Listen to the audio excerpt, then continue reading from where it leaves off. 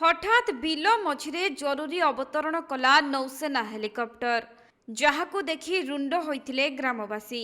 एपरी घटना घटिछि मयूरभंज जिला बारिपदारे।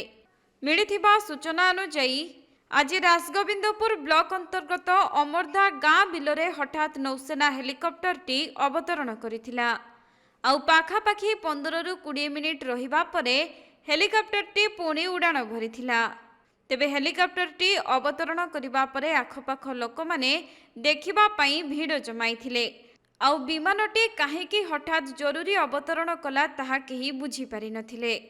तेबे सही हेलिकॉप्टर रे 3 जण नौसेना अधिकारी थिबा जणा जाइछि। सेपटे नौसेनार हेलिकॉप्टर जरूरीकालीन अवतरण नै मयूरभंज एसपी कहिसंती जे यांत्रिक त्रुटि जोगु नौसेना हेलिकॉप्टरटी जरूरीकालीन अवतरण करिथिला। आउ परे एहा पुणी उड़ाण भरिथिबा सूचना रहिछि।